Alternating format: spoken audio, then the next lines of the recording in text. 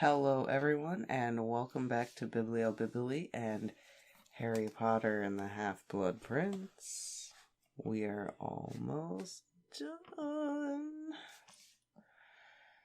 Today's chapter is going to be, quite an adventure. But first, what happened last time?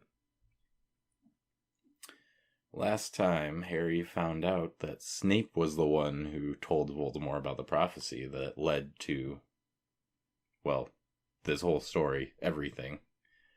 Mm-hmm. So he's really... You can blame it on Snape. I was kind of right at blaming Snape. Because technically, everything that happens is his fault. He set in motion everything that happens. If you want to get technical about it.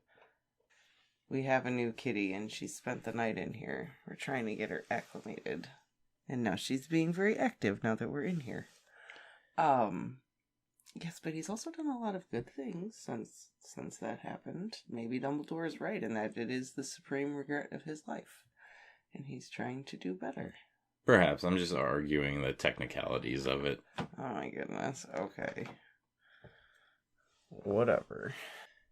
And Harry was not happy about it. And Voldemort was not happy with Harry for blaming him for keeping Snape, even though Harry blamed Snape. Dumbledore.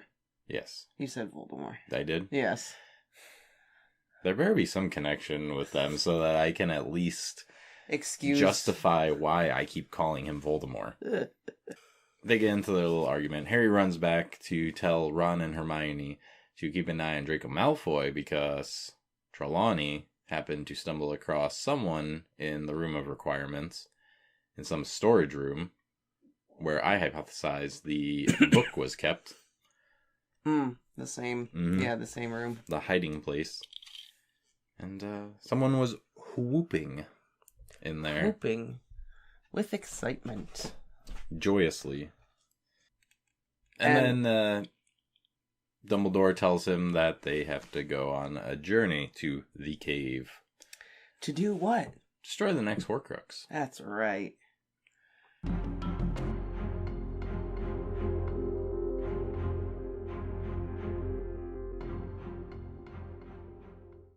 Chapter 26. The Cave. Harry could smell salt and hear rushing waves. A light, chilly breeze ruffled his hair as he looked out at moonlit sea and star-strewn sky. He was standing upon a high outcrop of dark rock, water foaming and churning below them. A towering cliff stood before them, a sheer drop, black and faceless. A few large chunks of rock, such as the one upon Harry and Dumbledore were standing, looked as though they'd been broken away from the cliff face at some point in the past. It was a bleak, harsh view, the sea and the rock, unrelieved by any tree or sweep of grass or sand. "What do you think?" asked Dumbledore.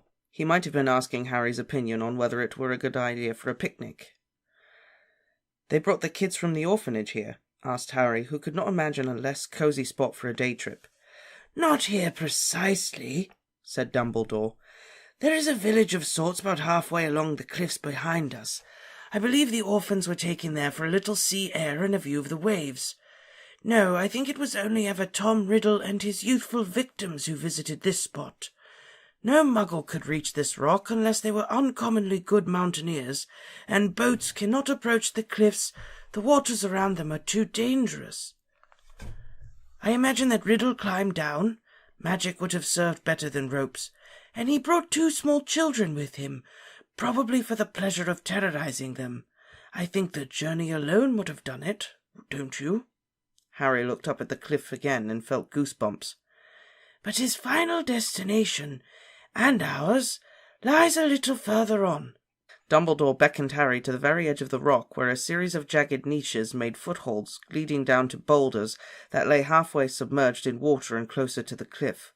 It was a treacherous descent, and Dumbledore, hampered slightly by his withered hand, moved slowly. The lower rocks were slippery with seawater. Harry could feel flecks of cold spray hitting his face. "Lumos," said Dumbledore as he reached the boulder closest to the cliff face. 1,000 flecks of golden light sparkled upon the dark surface of the water a few feet below where he crouched. The black wall of rock beside him was illuminated too. "You see," said Dumbledore quietly, holding his wand a little higher. Harry saw a fissure in the cliff into which the dark water was swirling. "You will not object to getting a little wet?" "No," said Harry. "Then take off your invisibility cloak. There is no need for it now. And let us take the plunge." And with the agility of a much younger man, Dumbledore slid from the boulder, landed in the sea, and began to swim, with a perfect breaststroke, toward the dark slit in the rock face, his lit wand held in his teeth. Harry pulled off his cloak, stuffed it into his pocket, and followed. The water was icy. Harry's waterlogged clothes billowed around him and weighed him down. Taking deep breaths that filled his nostrils with the tang of salt and seaweed, he struck out for the shimmering, shrinking light, now moving deeper into the cliff. The fissure soon opened into the dark tunnel that Harry could tell would be filled with water at high tide. The slimy walls were barely 3 feet apart and glimmered like wet tar in the passing light of Dumbledore's wand. A little way in, the passageway curved to the left, and Harry saw that it extended far into the cliff. He continued to swim in Dumbledore's wake, the tips of his benumbed fingers brushing the rough, wet rock. Then he saw Dumbledore rising out of the water ahead, his silver hair and dark robes gleaming. When Harry reached the spot, he found steps that led into a large cave.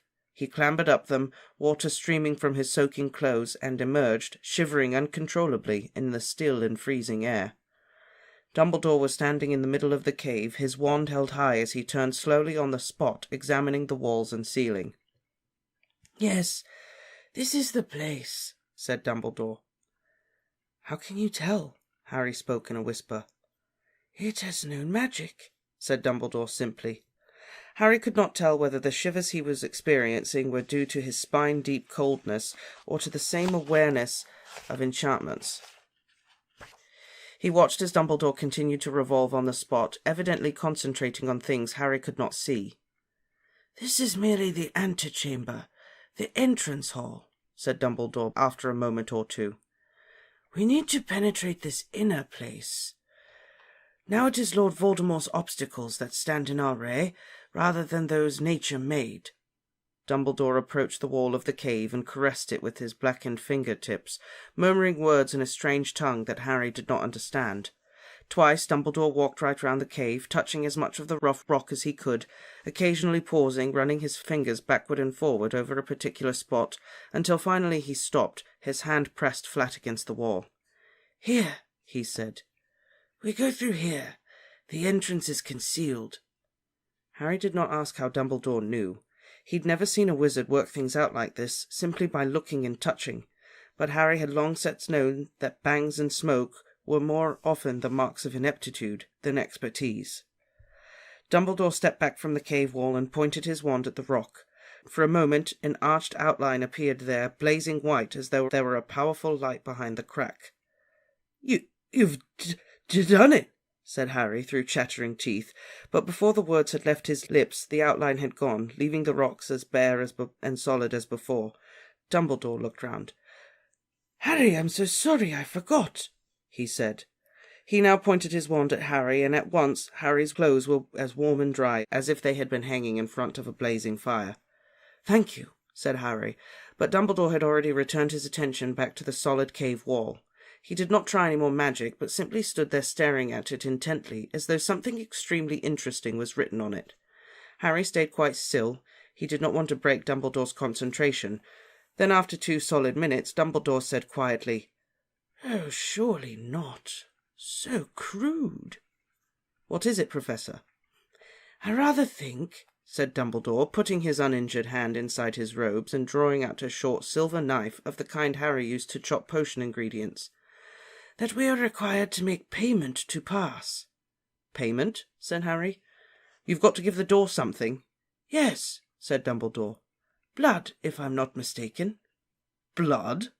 "I said it was crude," said Dumbledore, who sounded disdainful, even disappointed, as though Voldemort had fallen short of the standards Dumbledore expected. "The idea, as I am sure you will have gathered, is that your enemy must weaken him or herself to enter. Lord Voldemort fails to grasp that there are other more terrible things than physical injury." "Yeah, but still, if you can avoid it," said Harry, who had experienced enough pain not to be keen for more. "Sometimes, however, it is unavoidable," said Dumbledore, shaking back the sleeve of his robes and exposing the forearm of his injured hand. "Professor," protested Harry, hurrying forward as Dumbledore raised his knife. "I'll do it. He did not know what he was going to say. Younger? Fitter? But Dumbledore merely smiled. There was a flash of silver and a spurt of scarlet. The rock face was peppered with dark, glistening drops. "You are very kind, Harry," said Dumbledore, now passing the tip of his wand over the deep cut he'd made on his own arm, so that it healed instantly, just as Snape had healed Malfoy's wounds. "But your blood is worth more than mine. Ah, it seems to have done the trick, doesn't it?" The blazing silver outline of an arch had appeared in the wall once more, and this time it did not fade away. The blood-spattered rock within it simply vanished, leaving an opening into what seemed total darkness. "After me, I think," said Dumbledore, and he walked through the archway with Harry on his heels, lighting his own wand hastily as he went. An eerie sight met their eyes. They were standing on the edge of a great black lake, so vast that Harry could not make out the distant banks, in a cavern so high that the ceiling was out of sight. A misty greenish light shone far away in what looked like the middle of the lake. It was reflected in the completely still water below. The greenish glow and the light from the two wands were the only things that broke the otherwise velvety blackness, though their rays did not penetrate as far as Harry would have expected. The darkness was somehow denser than normal darkness. "Let us walk," said Dumbledore quietly. "Be very careful not to step into the water. Stay close to me." He set off around the edge of the lake, and Harry followed close behind him. Their footsteps made echoing, slapping sounds on the narrow rim of rock that surrounded the water. On and on they walked, but the view did not vary. On one side of them the rough cavern wall, on the other the boundless expanse of smooth, glassy blackness, in the very middle of which was that mysterious greenish glow. Harry found the place and the silence oppressive, unnerving. "Professor," he said finally, "do you think the Horcrux is here?" "Oh, yes," said Dumbledore. "Yes, I am sure it is. The question is, how do we get it?" We couldn't try a summoning charm," Harry said, sure it was a stupid suggestion, but he was much keener than he was prepared to admit on getting out of this place as soon as possible. "Certainly we could," said Dumbledore, stopping so suddenly that Harry almost walked into him. "Why don't you do it?" "Me? Oh, okay." Harry had not expected this, but cleared his throat and said loudly, wand aloft, "Accio Horcrux!" With a noise like an explosion, something very large and pale erupted out of the dark water some 20 feet away. Before Harry could see what it was, it had vanished again with a crashing splash that made great deep ripples on the mirrored surface. Harry leapt backward in shock and hit the wall. His heart was still thundering as he turned back to Dumbledore. "What was that?" "Something, I think, that is ready to respond should we attempt to seize the Horcrux." Harry looked back at the water. The surface of the lake was once more shining black glass. The ripples had vanished unnaturally fast. Harry's heart, however, was still pounding. "Did you think that would happen, sir?" "I thought something might happen if we made an obvious attempt to get our hands on the Horcrux. That was a very good idea, Harry. Much the simplest way of finding out what we are facing." "But we don't know what that thing was," said Harry, looking at the sinisterly smooth water. "What the things are, you mean?" said Dumbledore.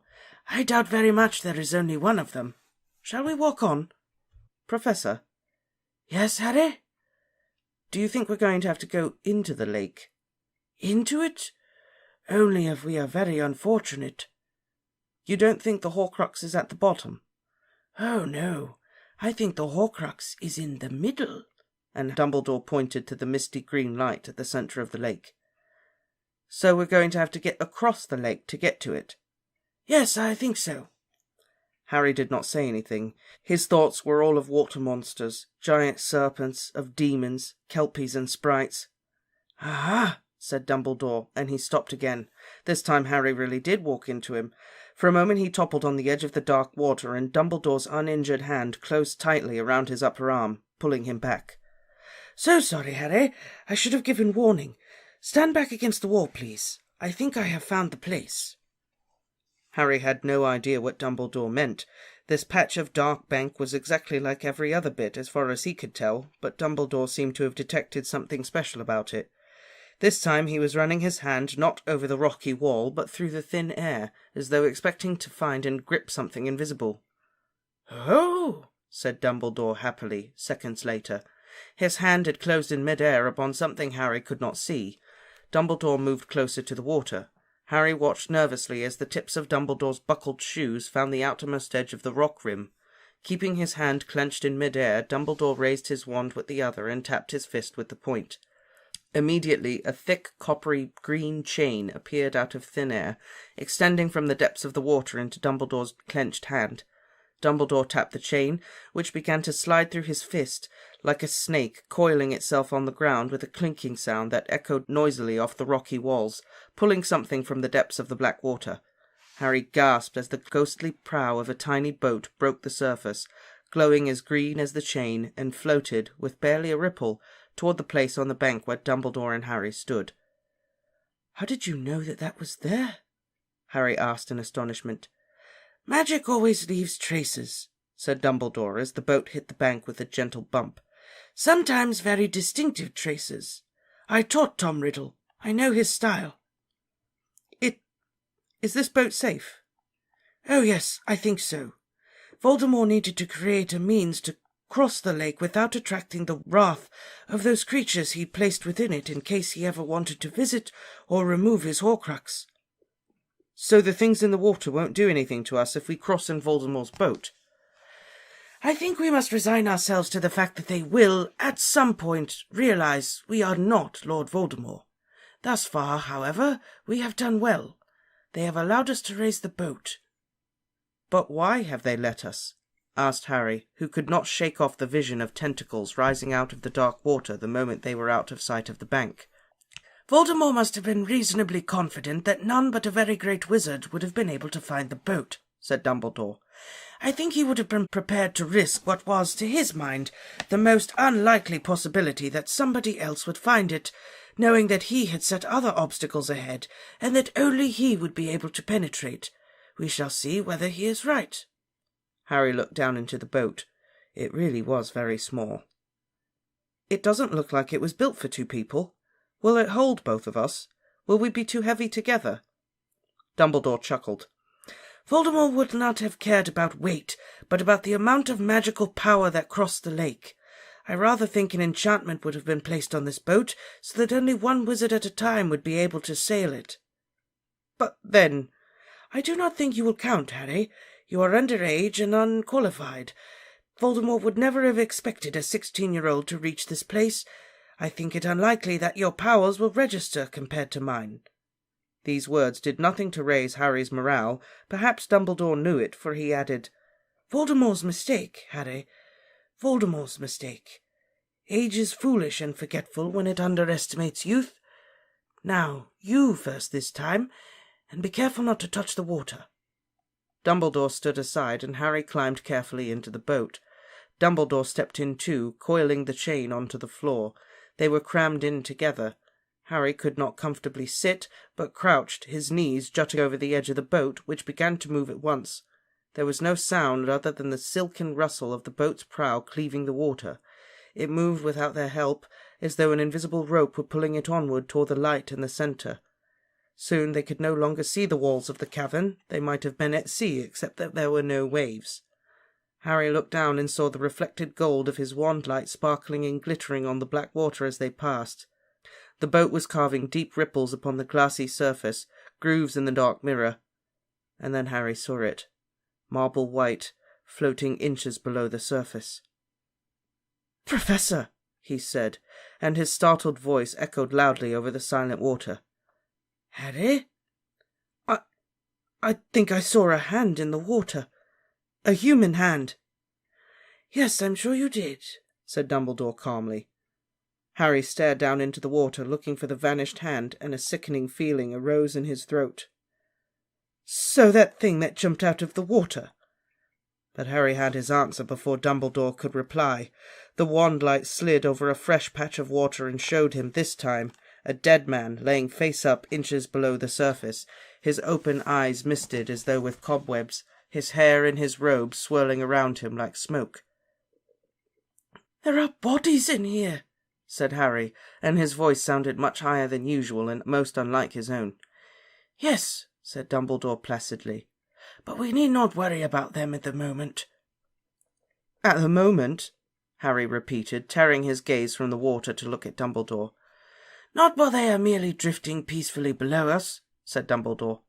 "There is nothing to be feared from a body, Harry, any more than there is to be feared from the darkness. Lord Voldemort, who of course greatly fears both, disagrees, but once again he reveals his lack of wisdom. It is the unknown we fear when we look upon death and darkness. Nothing more." Harry said nothing. He did not want to argue, but he found the idea that there were bodies floating around them and beneath them horrible, and what was more, he did not believe that they were not dangerous. "But one of them jumped," he said, trying to make his voice as level and calm as Dumbledore's. "When I tried to summon the Horcrux, a body leapt out of the lake." "Yes," said Dumbledore. "I am sure that once we take the Horcrux, we will find them much less peaceable. However, like many creatures that dwell in darkness and cold, they fear light and warmth, which we will then call to our aid should the need arise. Fire, Harry," Dumbledore added with a smile in response to Harry's bewildered expression. "Oh, right," said Harry quickly. He turned his head to look at the greenish glow ahead, toward which the boat was inexorably sailing. He did not pretend now that he was not scared. The great black lake, teeming with the dead. It seemed hours and hours ago that he'd met Professor Trelawney, that he'd given Ron and Hermione Phoenix Felicis. He suddenly wished he'd said a better goodbye to them. And he hadn't seen Ginny at all. "Nearly there," said Dumbledore cheerfully. Sure enough, the greenish light seemed to be growing larger at last, and within minutes the boat had come to a halt, bumping gently into something that Harry could not see at first, but when he raised his illuminated wand he saw that they'd reached a small island of smooth rock in the centre of the lake. "Careful not to touch the water," said Dumbledore again as Harry climbed out of the boat. The island was no larger than Dumbledore's office, an expanse of dark flat stone on which stood nothing but the source of the greenish light, which looked much brighter when viewed close to. Harry squinted at it. At first he thought it was a lamp of some kind, but then he saw that the light was coming from a stone basin rather like the Pensieve, which was set on top of a pedestal. Dumbledore approached the basin and Harry followed. Side by side they looked into it. The basin was full of an emerald liquid emitting that phosphorescent glow. "What is it?" said Harry quickly. "I am not sure," said Dumbledore. "Something more worrisome than blood and bodies, however." Dumbledore pushed back the sleeve of his robe over his blackened hand and stretched out the tips of his burned fingers toward the surface of the potion. "Sir, no, don't touch." "I cannot touch," said Dumbledore, smiling faintly. "See, I cannot approach any nearer than this. You try." Staring, Harry put his hand into the basin and attempted to touch the potion. He met an invisible barrier that prevented him coming within an inch of it. No matter how hard he pushed, his fingers encountered nothing but what seemed to be solid and inflexible air. "Out of the way, please, Harry," said Dumbledore. He raised his wand and made complicated motions over the surface of the potion, murmuring soundlessly. Nothing happened, except perhaps that the potion glowed a little brighter. Harry remained silent while Dumbledore worked, but after a while Dumbledore withdrew his wand and Harry felt it safe to talk again. "You think the Horcrux is in there, sir?" "Oh, yes," said Dumbledore. He peered more closely into the basin, and Harry saw his face reflected upside down in the smooth surface of the green potion. "But how to reach it? This potion cannot be penetrated by hand, vanished, parted, scooped up, or siphoned away, nor can it be transfigured, charmed, or otherwise made to change its nature." Almost absent-mindedly, Dumbledore raised his wand again, twirled it once in mid-air, and then caught the crystal goblet that he'd conjured out of nowhere. "I can only conclude that this potion must be drunk." "What?" said Harry. "No!" "Yes, I think so. Only by drinking it I can empty the basin and see what lies in its depths." "But what if it kills you?" "Oh, I doubt it would work like that," said Dumbledore easily. "Lord Voldemort would not want to kill the person who'd reached this island." Harry could not believe it. Was this more of Dumbledore's insane determination to see the good in everyone? "Sir," said Harry, trying to keep his voice reasonable. "Sir, we're talking about This is Voldemort. I'm sorry, Harry. I should have said he would not want to immediately kill the person who reached this island." Dumbledore corrected himself. "He would want to keep them alive long enough to find out how they managed to penetrate so far into his defences, and most importantly of all, why they were so intent upon emptying the basin. Do not forget that Lord Voldemort believes that he alone knows about his Horcruxes." Harry made to speak again, but this time Dumbledore raised his hand for silence, frowning slightly at the emerald liquid, evidently thinking hard. "Undoubtedly," he said finally, "this potion must act in a way that will prevent me taking the Horcrux. It might paralyze me, cause me to forget what I am here for, create so much pain I am distracted, or render me incapable in some way. That being the case, Harry, it will be your job to make sure I keep drinking, even if you have to tip the potion into my protesting mouth. Do you understand?" Their eyes met over the basin, each pale face lit with that strange green light. Harry did not speak. Was this why he'd been invited along? So he could force-feed Dumbledore a potion that might cause him unendurable pain? "You remember," said Dumbledore, "the condition under which I brought you with me?" Harry hesitated, looking into the blue eyes that had turned green in the reflected light of the basin. "But what if—" "You swore, did you not, to follow any command I gave you?" "Yes, but—" "I warned you, did I not, that there might be danger?" "Yes," said Harry, "but—" "Well then," said Dumbledore, shaking back his sleeves once more and raising the empty goblet, "you have my orders." "Why can't I drink the potion instead?" said Harry desperately. "Because I am much older, much cleverer, and much less valuable," said Dumbledore. "Once and for all, Harry, do I have your word that you will do all in your power to make me keep drinking?" "Do I have it?" "But—" "Your word, Harry!" "All right, but—" Before Harry could make any further protest, Dumbledore lowered the crystal goblet into the potion. For a split second Harry hoped he would not be able to touch the potion with the goblet, but the crystal sank into the surface as nothing else had. When the glass was full to the brim, Dumbledore lifted it to his mouth. "Your good health, Harry!" And he drained the goblet. Harry watched, terrified, his hands gripping the rim of the basin so hard that his fingertips were numb.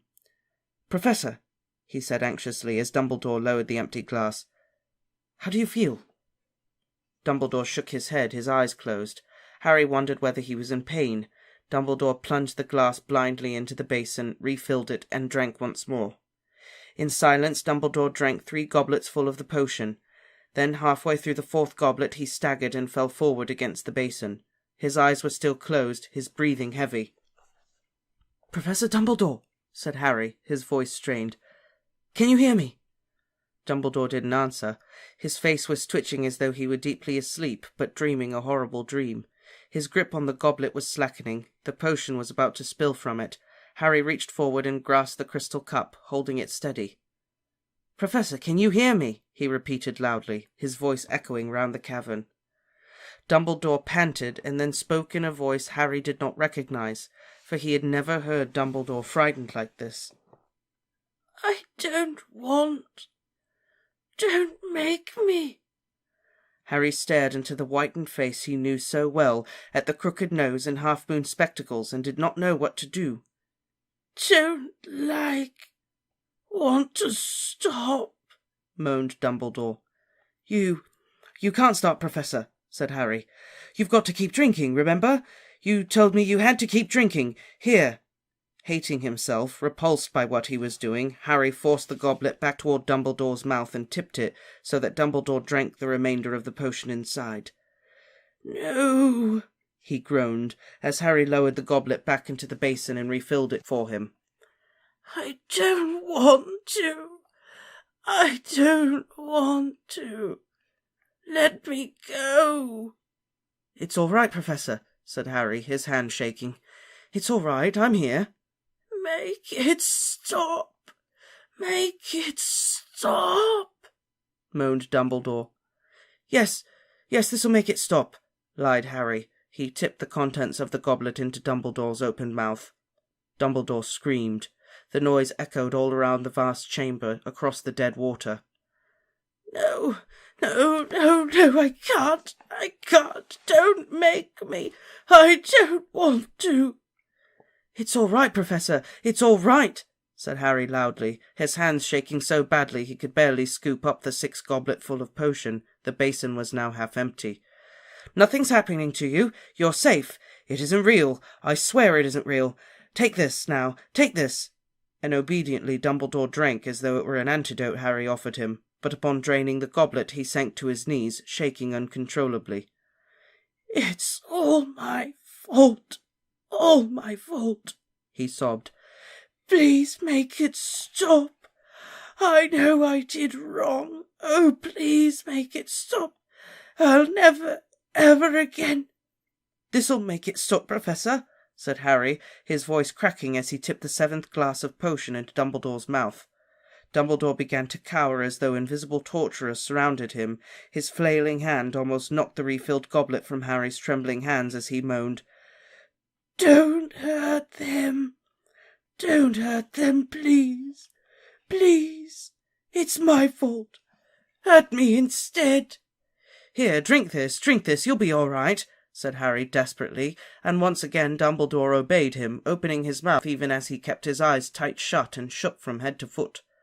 And now he fell forward, screaming again, hammering his fists upon the ground while Harry filled the 9th goblet.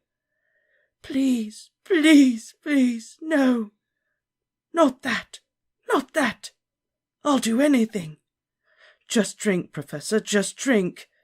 Dumbledore drank like a child dying of thirst, but when he'd finished he yelled again as though his insides were on fire. No more, please, no more. Harry scooped up the 10th goblet full of potion and felt the crystal scrape the bottom of the basin. We're nearly there, Professor. Drink this, drink this. He supported Dumbledore's shoulders, and again Dumbledore drained the glass. When Harry was on his feet once more, refilling the goblet, as Dumbledore began to scream in more anguish than ever. I want to die! I want to die! Make it stop! Make it stop! I want to die! Drink this, Professor. Drink this.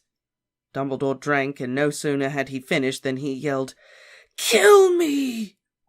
This one will, gasped Harry. Just drink this. It'll be over. All over. Dumbledore gulped at the goblet, drained every last drop, and then with a great rattling gasp, rolled over onto his face. No! Shouted Harry, who had stood to refill the goblet again. Instead, he dropped the cup into the basin, flung himself beside Dumbledore, and heaved him over onto his back. Dumbledore's glasses were askew, his mouth agape, his eyes closed. No, said Harry, shaking Dumbledore. No, you're not dead. You said it wasn't poison. Wake up! Wake up! Renovate! He cried, his wand pointed at Dumbledore's chest. There was a flash of red light, but nothing happened. Renovate! Sir, please! Dumbledore's eyelids flickered. Harry's heart leapt.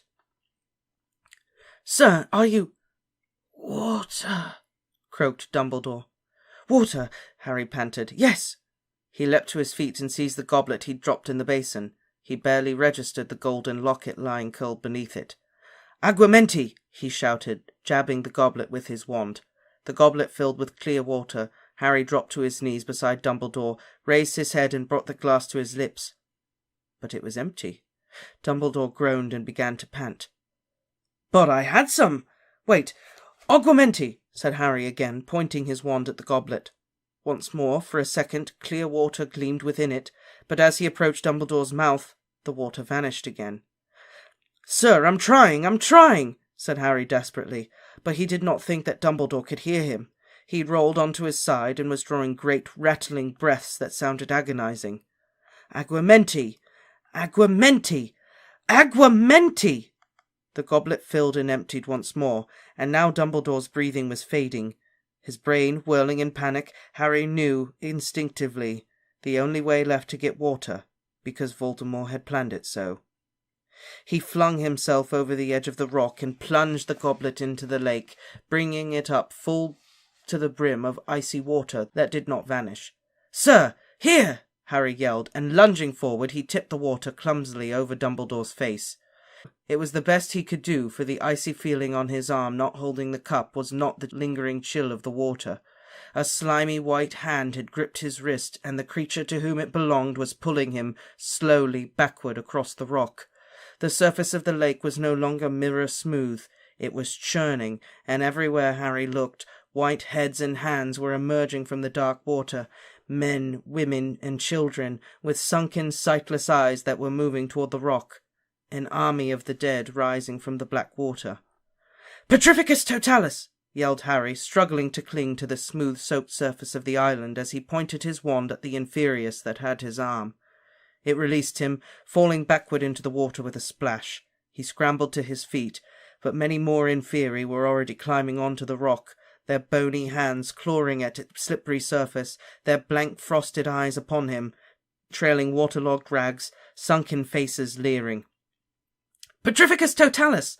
Harry bellowed again, backing away as he swiped his wand through the air. 6 or 7 of them crumpled, but more were coming toward him. "Impedimenta! Incarcerus!" A few of them stumbled, 1 or 2 of them bound in ropes, but those climbing onto the rock behind him merely stepped over or on the fallen bodies.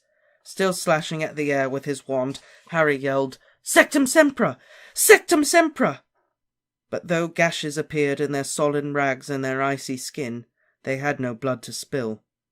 They walked on, unfeeling, shrunken hands outstretched toward him, and as he backed away still farther, he felt arms enclose on him from behind. Thin, fleshless arms, cold as death, and his feet left the ground as they lifted him and began to carry him, slowly and surely, back toward the water.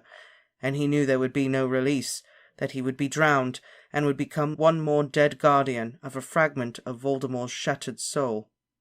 But then, through the darkness, fire erupted, crimson and gold, a ring of fire that surrounded the rock, so that the Inferi holding Harry so tightly stumbled and faltered. They did not dare pass through the flames to get to the water. They dropped Harry. He hit the ground, slipped on the rock and fell, grazing his arms, but scrambled back up, raising his wand and staring around. Dumbledore was on his feet again, pale as any of the surrounding Inferi, but taller than any too, the fire dancing in his eyes. His wand was raised like a torch, and from its tip emanated the flames, like a giant lasso, encircling them all with warmth. The Inferi bumped into each other, attempting blindly to escape the fire in which they were enclosed. Dumbledore scooped the locket from the bottom of the stone basin and stowed it inside his robes. Wordlessly he gestured to Harry to come to his side. Distracted by the flames, the Inferi seemed unaware that their quarry was leaving as Dumbledore led Harry back to the boat, the ring of fire moving with them, around them, the bewildered Inferi accompanying them to the water's edge, where they slipped gratefully back into their dark waters. Harry, who was shaking all over, thought for a moment that Dumbledore might not be able to climb into the boat. He staggered a little as he attempted it. All his efforts seemed to be going into maintaining the ring of protective flame surrounding them. Harry seized him and helped him back into his seat. Once they were both safely jammed inside again, the boat began to move back across the black water, away from the rock, still encircled by that ring of fire, and it seemed that the Inferi swarming below did not dare resurface. Sir, I forgot about fire. They were coming at me, and I panicked." "Quite understandable," murmured Dumbledore. Harry was alarmed to hear how faint his voice was. They reached the bank with a little bump, and Harry leapt out, then quickly turned to help Dumbledore. The moment that Dumbledore reached the bank, he let his wand hand fall. The ring of fire vanished, but the Inferi did not emerge again from the water. The little boat sank into the water once more, clanking and tinkling. Its chain slithered back into the lake too. Dumbledore gave a great sigh and leaned against the cavern wall. "I am weak," he said. "Don't worry, sir," said Harry at once, anxious about Dumbledore's extreme pallor and by his air of exhaustion. "Don't worry, I'll get us back. Lean on me, sir. And pulling Dumbledore's uninjured arm around his shoulders, Harry guided his headmaster back round the lake, bearing most of the weight. The protection was, after all, well designed, said Dumbledore faintly. One alone could not have done it. You did very well. Very well, Harry. Don't talk now, said Harry, fearing how slurred Voldemort's voice had become, how much his feet dragged. Save your energy. Sir, we'll soon be out of here. The archway will have sealed again. My knife. There's no need. I got caught on the rock, said Harry firmly. Just tell me where. Here. Harry wiped his grazed forearm upon the stone. Having received its tribute of blood, the archway reopened instantly. They crossed the outer cave, and Harry helped Dumbledore back into the icy sea water that filled the crevice in the cliff. It's going to be all right, sir, Harry said over and over again, more worried by Dumbledore's silence than he had been by his weakened voice. We're nearly there. I can apparate us both back. Don't worry. I am not worried, Harry, said Dumbledore, his voice a little stronger despite the freezing water. I am with you. You did very well. She did very good. You did very good. But yeah, that was pretty intense. It was, right? Mm-hmm. Saw our first in Fury. Yes. Multiple in Fury. Mm-hmm. Dumbledore almost died. I wonder what Dumbledore saw. Do we learn what he saw? Or is it all just up to interpretation? No, you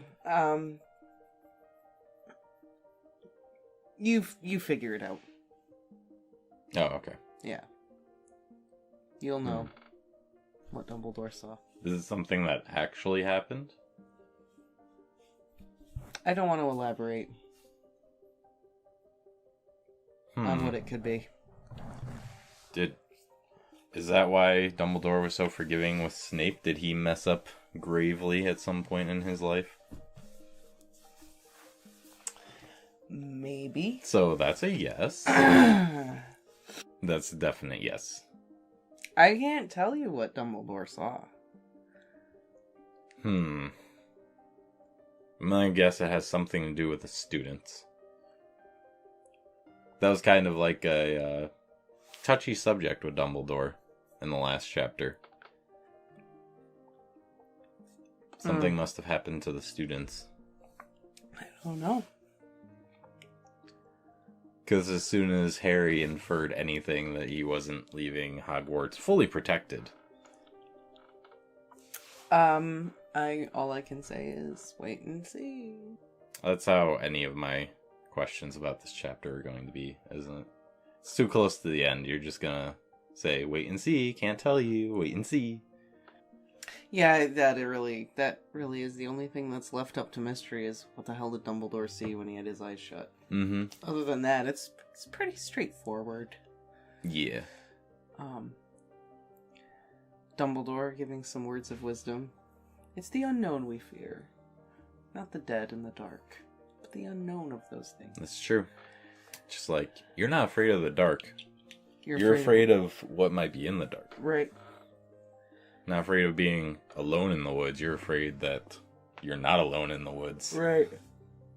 And that is the contrast with Voldemort, because Voldemort thinks, oh, there's nothing worse than physical pain or death. He doesn't get it. Although Harry was pretty scared of the bodies. I mean, they're pretty yucky. I was gonna say, I think dead bodies trying to drag you into the water is pretty scary. It's pretty scary, yeah. Where did all those bodies come from? Victims over the years, people. Yeah, like what? It's a lot. There's a lot of them. Yeah. Voldemort, Jesus, what are you doing? I'm gonna assume it was the victims over the years. Victims over the years. Maybe he robbed some graves? Maybe. Women, children. Or maybe it's just all people who have tried to seize. Well, I don't think too many people have tried to take the Horcrux. I don't think that many people know it's there. That's true. I think Dumbledore is right in the sense that... Well, it seems like it's designed that 2 people need to be there to get it. So maybe every time Voldemort comes down to check on it or do something, I mean, he has to bring a henchman and, like, drink this. And then just leaves them there. Could be. Or maybe it's just people, you know, vacationing, rock climbers, and then they stumble in the cave and... But they'd have... Oh, well, they'd have to get in there first, though. They have to pay with blood to get in there. That's true. Well, maybe they had a cut from climbing. And they just... Yeah, just, you know, leaned up against the wall and fell in.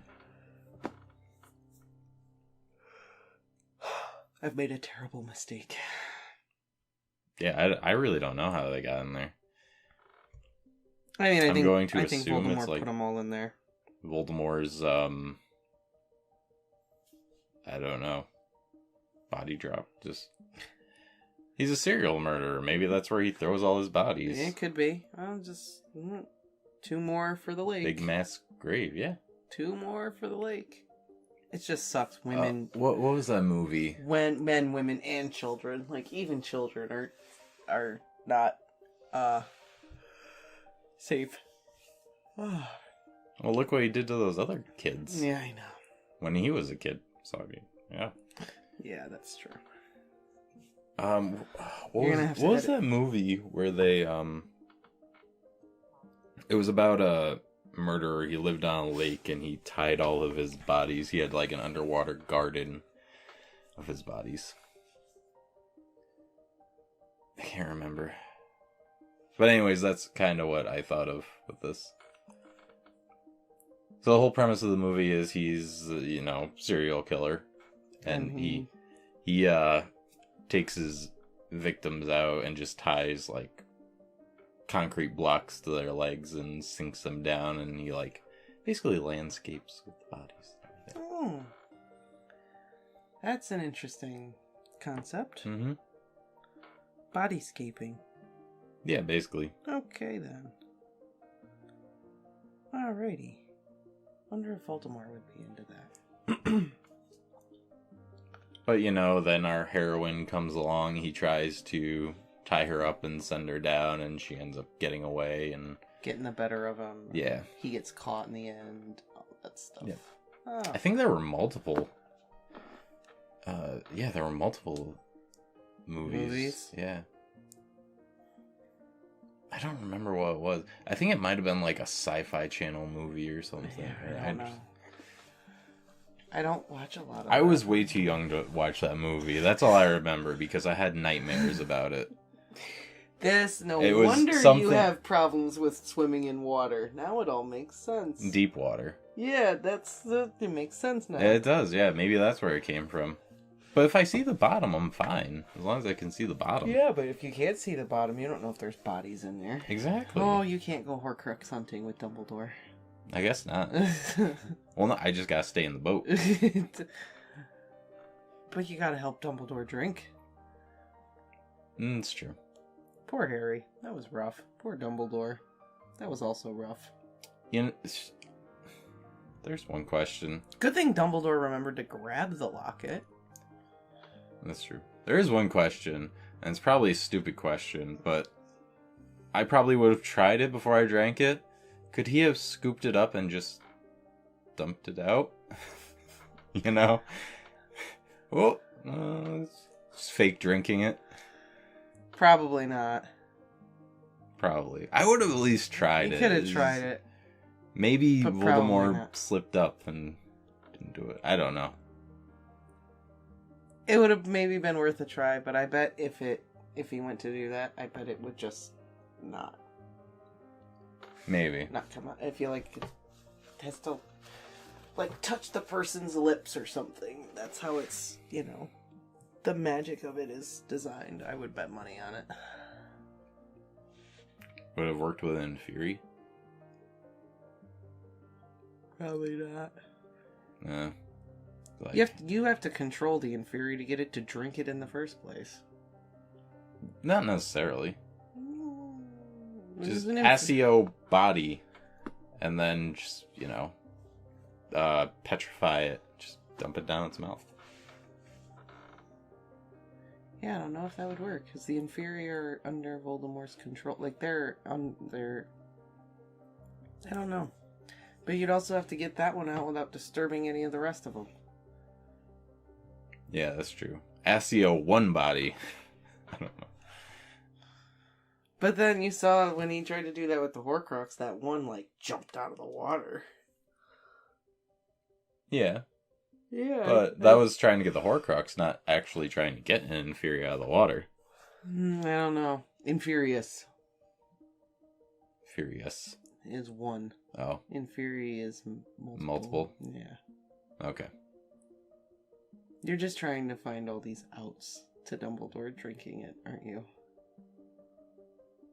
I'm just saying I would have tried just dumping it out first. No. What would it have hurt? No, I'm not saying that trying that was not a bad... I'm not saying that it wouldn't be a bad idea to try it. I think the Infurious idea is a little too risky. You might end up disturbing the entire lake doing it. Oh, yeah, probably, But yeah, still. It would have been worth it to at least... Dumbledore would have been at full strength, and he could have just, set a ring of fire around. I know, Harry totally lost it. Mm-hmm. Completely panicked. Almost got dragged into the water. Would have been absolutely hilarious, though, if, on the last goblet, Harry trips and spills it. And it's like, oh, I could have just dumped it out. I feel like there's probably some kind of thing that you have to drink it. I bet money on it. Yeah, I know. Voldemort thinks of everything.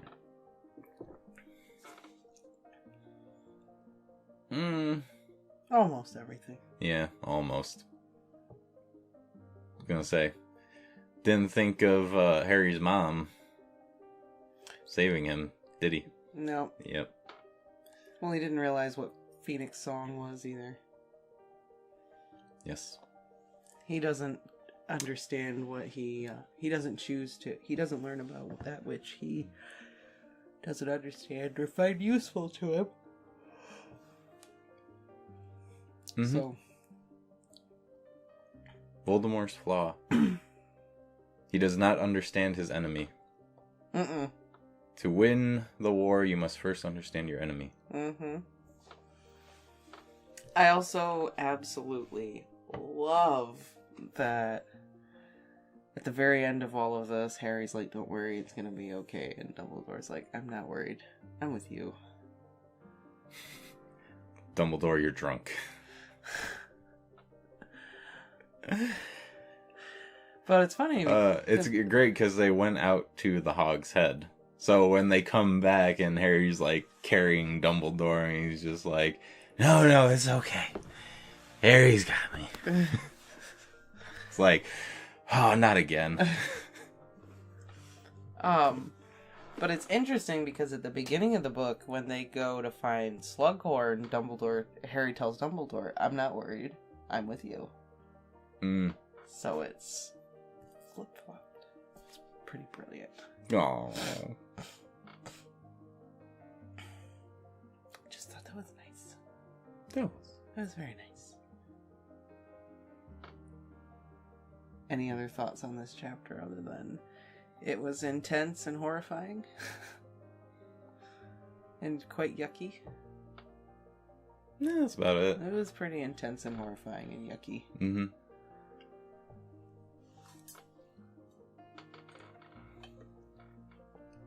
I don't know, a little more intense in some ways than I think the graveyard scene or the battle at the Ministry. It's just creepy and yucky. Yeah. So the next chapter is called The Lightning Struck Tower. Oh, so in other words, shit's gonna hit the fan. Yeah. They're gonna walk out of there and, like, Voldemort's standing waiting for them. I don't know. Oh, is that why you cried? Does Dumbledore die? I don't know. I told you! Just because I cry at the end of this book doesn't mean that it's sad cry. I cry lots of times in Deathly Hallows. Some of it's sad, some of it's just beautiful writing. Okay. What? I don't think you would have brought it up if it's beautiful writing.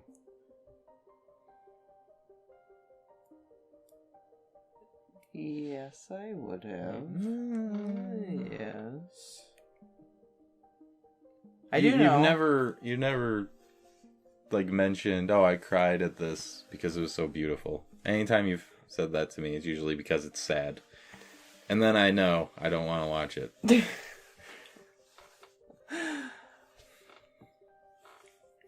I do know that who has been bringing up the lightning struck tower over and over and over again?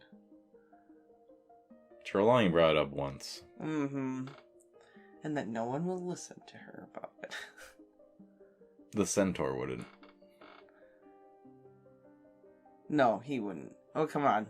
He's not the only person she tried to talk to about it. He's just the one that sticks in her craw. She probably has brought it up to other people. Probably. The centaur's the only one that matters, though, because he pisses her off.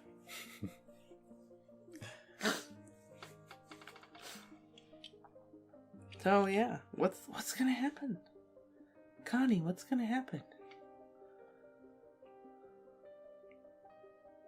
Alright, so I guess theory is Voldemort's there, and Dumbledore makes Harry run for it. Voldemort kills Dumbledore. Oh, so Dumbledore does the ultimate sacrifice thing, you think? Yes. Alright. I accept your theory. And we'll just say, I guess we will have to wait and see what happens next. I suppose we will. You seem very confident about this. I mean, there's only a few chapters left. Yeah, that's true. Literally 4 more. It's the ultimate calamity. They're not out of the cave yet, as it were, so... Fair enough. Fair enough. So I feel like there's going to be something else. Some other obstacle they're going to face. Something else is going to... I feel like this chapter ends so that you're kind of relieved, like, oh, it's all over, and next chapter is going to be, you know, they open the door and there's just a row of Death Eaters. Oh, why, hello, Dumbledore.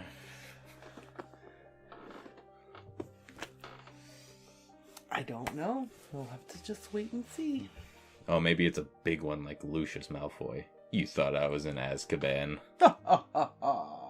I bought my way out.